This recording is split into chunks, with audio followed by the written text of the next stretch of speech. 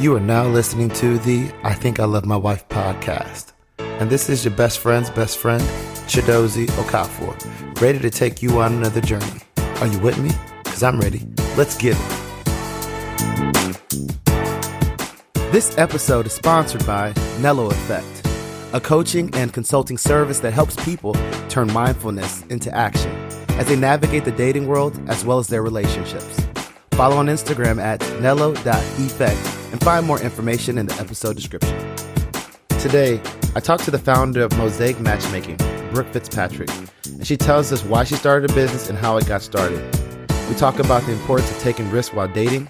She tells us things that she's hearing from men and women trying to find love, and she gives us some insight into her philosophy when it comes to matchmaking.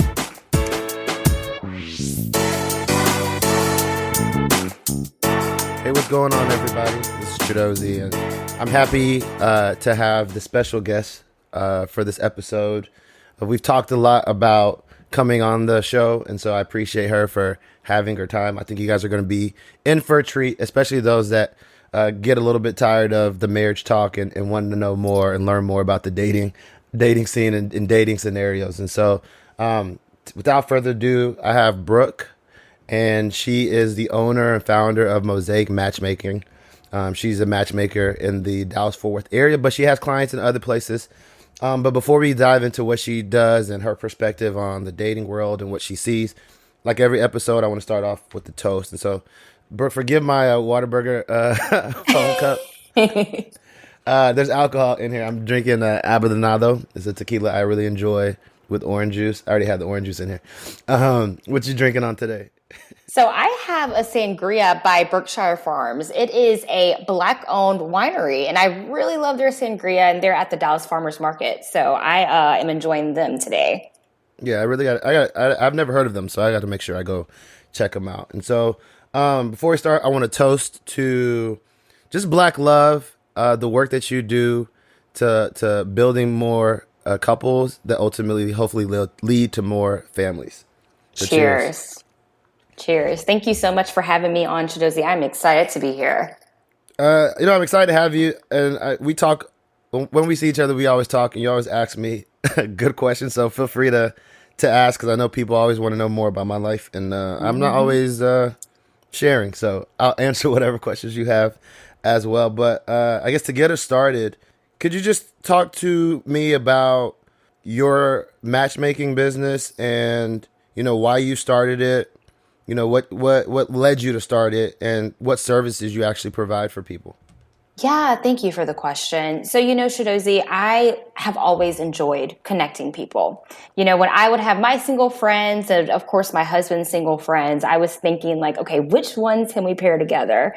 But I started thinking about matchmaking as a career seriously, actually, right before the pandemic, a little bit before the pandemic, because I just kept hearing my friends, their horror stories about dating. And I was like, there has to be a better solution, right? And so I started doing a lot of research about the dating industry in general and the matchmaking too. And something that just became overwhelming for me is the lack of representation in the dating services industry for people of color, especially Black people, especially even more so Black women. And so that's why I decided to launch my matchmaking company and cater towards people of color. And about 90% of my clients are Black women. Gotcha. And I know I asked you about, what services you provided, but I do think I want to, deviate a little bit before we get into that. And because I think as you were talking, where I'm going to go might be helpful to people, because I think coming out of the pandemic and shelter in place, a lot of people started really having time to reflect, figure out whether they lost their job or had more capacity and time, figure out things that they either wanted to do or could do, and are launching new side hustles, side businesses, and are thinking about, when and if I should make the leap to do it full time. And you, before the pandemic, decided to do that. And so can you walk us through, your decision to start a business in itself? And you talked about what led you to that, but the things that you considered, whether doing it on the side at first, doing it full time, and how'd you went about the thought process to go ahead and do it full time? Yeah, you know what, Josie? I will say the pandemic, as you were talking about how it just kind of gave people a lot of time to sit and reflect. I probably would not have launched this business had it not been for all of that free time. I mean, everything was shut down. We weren't traveling. We were working from home. We couldn't do anything on the weekends. So literally when I told my husband, Jared, like, hey, I have this idea. This is something I really want to do. We sat through, we did research. We sent out feasibility studies to people in our network. And the 4th of July weekend last year, we literally sat there, worked on our business plan, filed for all of our, legal business filing documents. And so that was really our time to get that idea together. And had it not been for kind of the rest of the world pausing, I probably wouldn't have sat down and really given this a lot of thought in terms of a business. So I am grateful to the pandemic for that. Although, of course, there were a lot of negative outcomes that came from it. I at least did have a lot of time to sit and think about what I wanted to do. And then from there, it started off as being a side hustle for me. I was still working full time. I was doing this on the weekends and the evenings. I realized very quickly that that's not sustainable for me. So I launched the business officially in September. By February of this year, I started doing it full time. I realized that in order for me to really grow and scale my business the way I wanted to, because I understand that this is my passion, this is what I really enjoy doing, I needed to be able to be here and dedicate that time during the day. And that once I did that, it opened up a lot more opportunities for me. No, it makes sense. It sounds like the extra time helped you expedite some of the startup Yep. process for you. Can you talk through a little bit more? I'm gonna push a little bit more, and I know just from hours of work, you mentioned it was a lot trying to do your full time job and do this. But like, what else? I guess other considerations led you to think were you discussing with your husband or like why you should either go full time? What were you guys concerned about? I know it allowed for you to focus and scale your business, but what were some of the things that you might have been apprehensive about that you guys had to really talk about to figure out, okay, how are we going to make this work? Yeah, of course, finances. Going from both of us making decent incomes to kind of, 100, relying on my husband's 100%, that was a little scary for me. And the biggest thing too with any small business that's new, the income is a little unpredictable, so it fluctuates. So some months I have really great sales, then some months it's a little bit quieter. My sales aren't as high. So we had to really figure out like, okay, what's going to be our new budget? What do I need to do in terms of sales in order for this to be a sustainable arrangement for us? So that was probably number one. Also, to be transparent, something I'm still working on is time management. So, when you're a full-time entrepreneur, and you don't really have this set schedule anymore, I really am still trying to find a balance between my time. It's easy for me to work 24/7 because my clients are going out on dates on the weekends or the evenings, and I want to be there and available when they're on their date. But it's also like, okay, figuring out when do I need to take my time? When do I need to spend time with my family? When is it time for me to kind of like leave my work phone at home? So time management is also something that I'm still working through. No, I hear you, and I think as an entrepreneur, it's tough because most people that are successful that started the business, it was a 24/7 type of thing in the beginning, and just because there's so many, it's all you have your husband that's supporting you, but it's pretty much a one woman shop. Yeah, And so you have to do absolutely. everything, all the little things before you at a point from a revenue standpoint where you can hire support. And so you don't want you want to give your baby a chance to develop, which requires that attention. But you also have Absolutely. to like remember yourself and I would say find balance, and that balance probably is dynamic over periods of time as your business is going through different stages, right? Yes. Yes, yes, yes. So now the biggest thing for me is outsourcing what I can. Like I have somebody who's phenomenal who manages my social media. That is one thing I learned early on that I cannot do. I'm not good at social media. Why should I sit here and spend hours and hours on social media when I can invest in someone to manage that for me? So that's something I'm also trying to learn and invest into. What can I outsource? No, I agree. I think my biggest thing is like control. Right. One Yeah. is like it's like time management, but control of, because you have a vision for what you want. And I know this is not about dating, but I think it's important because I just know too many people that are starting things or starting their own practice in the healthcare space or doing this. So I think this conversation is just, the more we hear about what people are going through, the more you don't feel as frustrated as you're in Right. your process. The same way that we have these conversations about like dating and relationships, I think we don't talk about it enough. And then people feel like they're, navigating this in isolation. Like you're the only person struggling with this, when in fact, everyone is going through it. And the more Yep. you hear ways that people have navigated it, the more you're able to either incorporate things into your own life or learn about new things that you may want to incorporate. And so Absolutely. I've had to like figure out the balance between, hey, it's worth the money to have someone do it. It may not be 100% perfect, but to get things moving and start in that direction for whatever it is, and so that I can focus on other things. And so I am doing that more. And now that I'm having more revenue, being able to allocate funds, say, hey, you take care of that. This is what I want to see, and then letting them do what they do. Right. I Yep. started with my website. My website's about to launch for my coaching business and Wonderful. for my Congrats. nonprofit. Thanks. But like that was something like during the pandemic, it's like I can figure that out. I'm smart enough to go read about it and do it. I've seen people that built websites before, but at the end of the day, there's so many other things that I was like, let me just pay someone to do it and spend the Yes. time managing how that looks than actual the day to day fixings of all that stuff. And so I think it's one of the things that people will learn. What are the key things that you need to do and you have to do as Brooke, or I have to do as Chidozi, and then what are things that with some guidance someone else can do for you. And you want to keep your money, especially when you're starting off. Your cost may be a little bit higher than your revenue, but at the end of the day, your time is money at the end of the day. And so you have to also manage like, hey, could this time be spent better doing something else that's a higher or more critical task or item? And so I Yeah. appreciate that you said that, because I think everyone at some point that's an entrepreneur or thinking about their side business or side hustle has to go through that thought process of like, what can I give up and still maintain quality, but also it's about pushing the envelope forward each Absolutely. day. Yeah.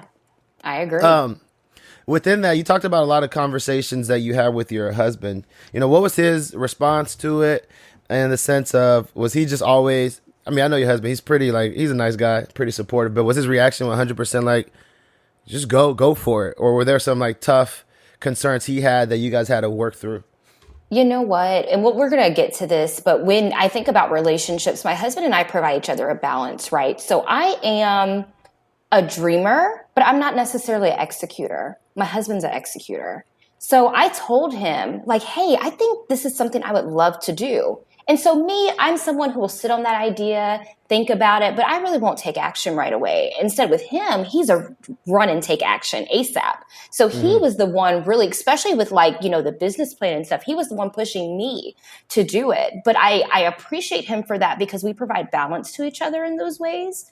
So he has always been supportive. And even now, people always ask me, does he ever help with the matching? No, he does not help with the matching or the client side of work, but he is very valuable and very helpful when it comes to things like the financials and operations. Like he builds dashboards for me so I can kind of help manage things. I'll have to say, he's always been supportive because he has that entrepreneurial mindset and was just kind of happy seeing me be passionate about something because that's something I struggled with in my career, finding work and doing jobs that I was passionate about. And he was just happy to see that I finally got there. That's what's up. That's what's up. And I think that's I mean, I think we would all want someone, whether it's a significant other or friends or family, be supportive in that way Yeah. when we do have things that we're very passionate. But I know people are not here to talk about business or startups or entrepreneurship. So uh, can you speak? You referenced a little bit, but can you talk to what services you provide or Mosaic Matchmaking Yeah, services provide? What absolutely. is it? Someone or was interested in that. Yeah, absolutely. So my main service is obviously the matchmaking. And just to give a really quick overview of what matchmaking is, for people who might not be familiar, is matchmaking is not anything like a dating app. Matchmaking is a very personalized service for my clients. So my clients basically hire me to match them with compatible matches. And so when you think about using a matchmaker, the matchmaker is doing the groundwork. I am sourcing, seeking out, recruiting people to match you with based on, conversations or criteria that we've had and according to the type of person I think you'd be compatible with. So that's my main service. In addition to that, it goes hand in hand with things like date coaching. So I do offer one-on-one date coaching. And of course, all of my matchmaking clients get date coaching. And then I do online dating profile optimization. I found that was something a lot of people need help with. So that is a service Yes, that I didn't know you. yeah. I didn't know you provided that, but I Yep. did have a Yep. question about that because as a single brother, man, these women's profiles are trash, and Yeah. I wanna. I don't know what the guys' profiles look like, so we might They're be trash too. worse. But when I look at who I'm swiping for, and I see certain things, and I'm just like, it just doesn't. Yeah. I'm not necessarily engaged enough or enticed enough to like swipe right because it's like, oh, you didn't Absolutely. put no effort in this. We'll talk about that. Yeah. But so you say it's like a more personalized filter, I would say, for potential matches than whatever the algorithm that these apps have, right? And so you Yeah. just like finding people, you just be out and you like meet people, random people, and they're like, you know what, you're a good candidate. You should be in my little pool. I know someone that. Like, how does it work in just like your life with doing this? Are you forced to be out more to meet people? Where are you getting your pull from? That is a wonderful question. So honestly, with the pandemic, I had to get a little creative. I utilize social media a lot. When I tell you social media, I'm thinking from things like Facebook, Instagram, LinkedIn, Clubhouse. Social media is golden for me to meet and connect with people. And the beauty of it is it isn't just limiting me to people here in Dallas, right? Yep. And then also, but now that things are starting to open back up, I try to attend an event at least once a week where I'm getting out and meeting new people, because that's a good, important part of it. Because a lot of times meeting people in person, they're out there, they're ready to meet someone. So I do get out and do some scouting there as well. So from a Nice. variety of different ways. And then of course, I have my free, and I know we'll talk a little bit more about this, but I have my free database that people can join directly from my website. And so that's also, I pull from that pool as well. I need to join that database then. And for those listening, I'll get the link for that and I'll make sure that I include it in the description for this episode. So Perfect. if anyone's interested in joining the pool or just connecting with Brooke to be matched with someone, you'll have the best way to connect with her as well. Thank you. Um, no problem. Thank you. And so it'd be great just to talk through what have you learned so far as a matchmaker about yourself, your relationship and your marriage, as well as like just people. Yeah, so much. I can't talk about this without mentioning that I'm a Christian. And so a lot of it has been, when I make these matches, I tell my clients, I pray for y'all, but I also pray that God puts the right people in my path. So it has, in a way, really strengthened my relationship with Him because, it's one thing to date yourself, but when you are like literally taking on other people's dating lives and personal lives in your hands, that's a big undertaking. So Hmm. it's definitely required me to rely on Him. I also have really been appreciative, as I mentioned earlier, for my husband. And if I had not had the success that I've had in finding, being able to be married to someone that I actually truly love and I feel like we complete each other, then I wouldn't be inspired to do this job. I always joke with people that, I wouldn't be able to help others if I wasn't able to help myself. So, of course, just having him understanding, having like a good example of what a healthy relationship looks like with him. What else have I learned about people? It's always just interesting to hear how people view and process dating. I will tell you, it has been a little shocking the mindset is the negative mindset that people have when it comes to dating. So just understanding everybody's different views, everybody's different like unwritten rules that they go by has been pretty eye-opening for me. I'll give you an example. I'm someone, I grew up kind of sheltered, right? So when I was dating, I used to not even talk to people about like smoking. So Hmm. early on, I would ask them what they smoke cigarettes, but I wouldn't talk about like, do you smoke cannabis? But it wasn't until one of the lady I was talking to volunteered that information. I was like, oh crap, that's probably something I need to start asking everyone, because that's important. That's important to Yeah. know. So it's just things like that I'm learning, like, hey, that is something that's important when I think about lifestyle compatibility. That's something important to know, at least. No, yeah. I mean, there's Yeah. so many things that were like, I would say, off the table, or more taboo, that this day and age it's more, dinner table conversations. And so I definitely Yep. agree with you on that. That we have to. There's so many, I would say, categories of people that are more important than like the basics. What do you do, Yeah. religion, and things of that Absolutely. nature. Absolutely. You said something that made me think about. You said something about like fear, people dating out of fear, correct? Talking about how they kind of like have a negative mindset. Yeah. Negative mindset, and yeah, that to me, people I've worked with and what I see in just my personal experiences talking to people, because a lot of people reach out to me about the podcast. A lot of people are playing, and I'll just say this from a woman's perspective, that me outside looking in, I don't know how the men approach it, but I feel like a lot of women are playing it like defense. Like they're playing defense in their relationships or as they meet people, because they don't want to get hurt. And it's interesting because I don't know like a sport. It's probably one sport that I know of where you can win by only playing defense. At some point you have to like play offense. You have to like take some chances to score. And whether scoring is, doing something that's uncomfortable, take some risk. Like you have to do that to be successful and to win or get You towards your goal. absolutely do. And That's a so it's great interesting analogy. that a lot of people are entering these dynamics with other people playing all defense, and they're not bringing their full selves to the table. They're not necessarily, they're waiting to get and seeing what someone's delivering before they show them what they have to bring to the table. And it's Yes. like, people are not going to deal with your bullshit and the things that, like, everybody has bullshit. So no one's special, right? Everybody has things that are quirky, that are annoying, that, everyone does. Only your family or your parents could appreciate. That other is going to take other people some accommodating to get used to. And if they don't know your value, right, then they're not going to want to deal with it, Yeah. because if we're just relying, and that goes to like the profiles, right? If you're just selling that you're attractive and that's all he sees and that's all you're giving someone in a profile, well, he's not going to be as like, he's enticed to swipe right, but he's not going to be as enticed to deal with you if you're being difficult or you're not necessarily Yeah. bringing anything forward in a conversation, because you know what? The next person that he sees on the app is attractive. But when this person is X, Y, and Z, and they have all these things to the table, bringing all these things to the table, that and it's not always physical or like physical traits like job, education. It could be how she handles him, her support, all these different aspects or attributes that you bring to the table. When you bring all these different attributes to the table and he sees that, then he's like, well, I don't know if I can get that with the next person.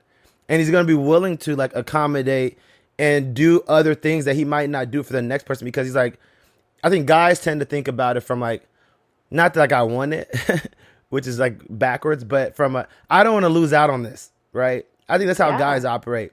It's like Absolutely. when they act right, quote unquote, or when they're doing what they need to do, a lot of times it's from a perspective, well, I didn't want to lose this because I recognize there's something valuable here that I can't get. Yeah. When they don't, when they say like they're playing or they're being a fuck boy, whatever, is that what they're getting? They feel like they can get probably relatively quickly in the next person or the next person, Yeah. And so I think Yeah. it sounds bad per se, but it's like the more you put out there, you're gonna risk being hurt. But the more you put out there, the more that people are gonna see your unique value and realize if it's worth doing the more that we want out of people to do for us. And so I always think it's weird that, or interesting, I should say, that people are playing, and guys do it too to some degree, but playing defense when like it should be, a lot of offense being had as well in terms of how you present yourself and just step forward on the unknowns, the uncomfortable, the risk, because same thing with investing, right? Big risk, big reward. And so I think Absolutely. in love, there's some chances you take, and you may fail hard, but you can also win big. And if you're not taking those chances, you're gonna get a lot of what you've been getting. I don't know if you see that in the clients that you've been working with. Yeah, absolutely. And you know what? It's one of those things where it's kind of like when we think about men and women, dating is challenging for everyone. A lot of the things with the men is they talk about, just like you touched on, women are playing games. And then the women, on the other hand, are saying that the men won't take the lead, or the men don't know how to communicate or carry a conversation. But I think, like what you were talking about, is it kind of brings it up, it ties it together perfectly, because both people have to take on some risk.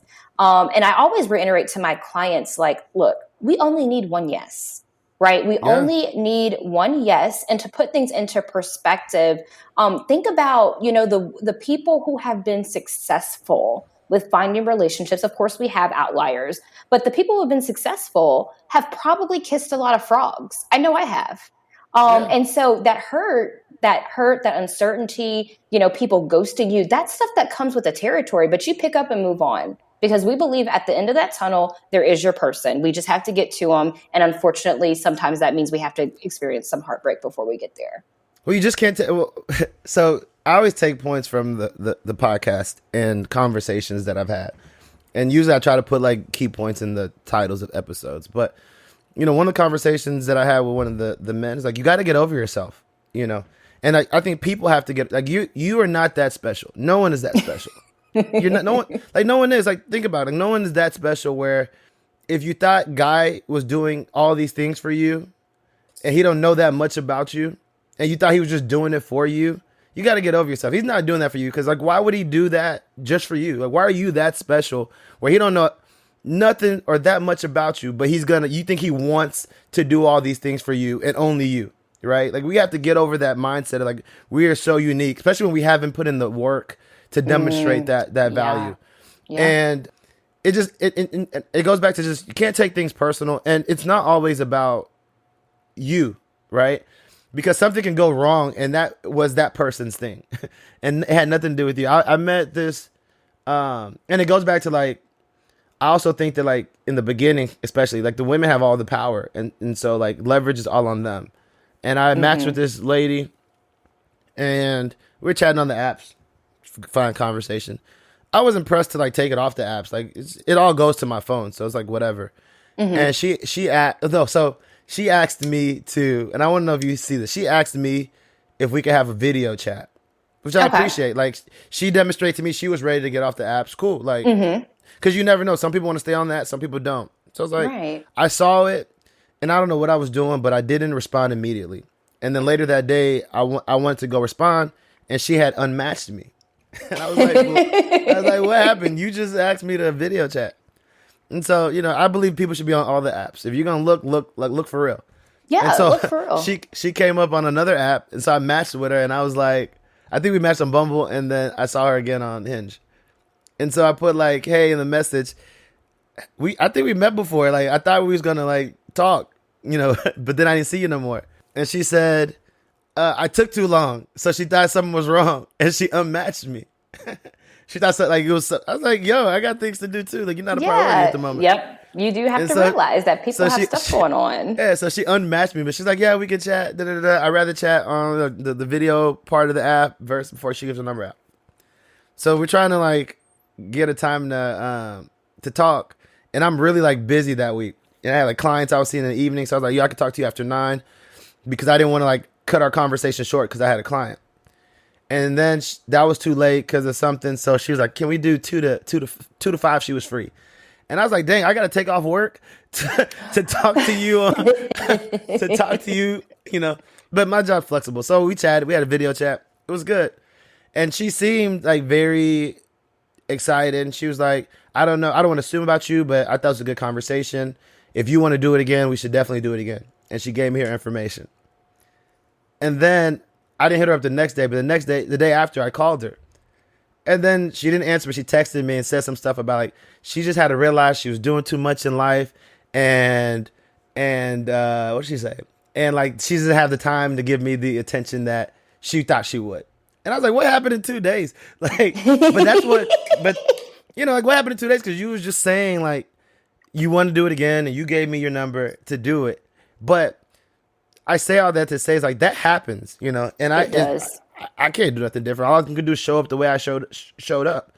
And I can't take it personal to be like, well, No. these apps are trash. No, like it didn't work. And that's going to happen a lot of times before you find the one where it works out. Because timing, whether it's true or not, whether she was being honest with me or not, like timing's a real thing. And It so is. it's not always about that person or you. Timing also impacts that. And we can't control those things. Yeah, but you bring up a good point, Shadozi, because that is something I have to talk to people about with my business, right? So as a matchmaker, I try to make it very clear that I am an introductory service because of the reasons we just talked about. I get my clients to meet these great, interesting people that they probably would have never met had they not hired me and I not connected them with this person. But there are so many factors that go into creating a successful relationship. And that's why I tell people, like, I'm giving you these introductions, I'm sending you out on these first dates. But beyond that, it is really up to you and this match to keep things going. Because to your point, there are just so many external factors and internal factors too, that really determine, that as far as you and that person having a successful relationship. But I do what I can to set people up for success. But, once I turn over the reins, that's on y'all. God, and I think it's important to know that you are not a relationship builder. You are a connector. Exactly. And success is probably on the initial connection, not the final outcome. Exactly. I know you do some coaching, you said, to like support your clients. How much support do you provide people in your talent pool? Like, are there any conversations or trainings or things that come up with those folks to like provide some of the support to at least give it a fighting chance that you? I know it's not gonna be the same because like these people are in the pool and they're not paying for it. But what do you provide the people in the pool? Or they're just a database, and if it's like batter up, you're on deck and have Yeah. at it. No, that's actually a good question. That's one of my frequently asked questions. What happens with the people who are in my database, especially my free database? So basically, when singles join my database, it is exactly like putting your resume on file. So your information is there. You can't. It's not like a dating app. So it's not like you're going to see other people who are in my dating pool. It's for my and my team's purposes only. So that's one of the first places I check when I have a client to see, hey, is there anybody already in my database that I feel like would be a good match for my client. Also, one thing I didn't talk about earlier is I am in community with a lot of other matchmakers across the nation. So one thing that we do together is we know if we have a client or if they have a client, we'll say, hey, this is who I'm matching for. Do you feel like you have anybody in your database that may be a good fit for them? So even though that's not my client, I can essentially share that information. So at that point, I would, reach out to the person in my database and let them know, hey, I have one of my colleagues has a match that I think you might be interested in. And of course, if I feel like you're a fit for one of my clients, I absolutely will reach out to you and we explore that together and see if you'd be interested in having an introduction with one of my clients. But to your point, when it comes to terms of date coaching, I absolutely do provide one-on-one date coaching services to anyone. So if anybody wants to invest in that, that's something I'll provide to anyone. But when I think about the people in my database, if I match them with one of my clients, I give them complimentary date coaching because obviously, like I said, I want to do what I can to help the relationship be set up for success. So of course, my clients are getting the date coaching, but also once I match them with someone, I check in with them, I get their feedback, I give them tips, advice, and I tell them to reach out to me at any time because my goal is to make sure I set you two up for success. Got it. No, that makes sense. When you think about a quick question. So it's almost like I would say like real estate agents. Like you may have a client that you're working with trying to buy a house, and you're licensed in Texas, but they're about to go move to California, and you just reach out and say, hey, I got a client that I work with. They're trying to buy a house in California. Do you know any listings that we can work with? And y'all partner almost in that way. Absolutely. Yeah, that's the beauty of the matchmaking industry. Like we really don't view each other as competitors.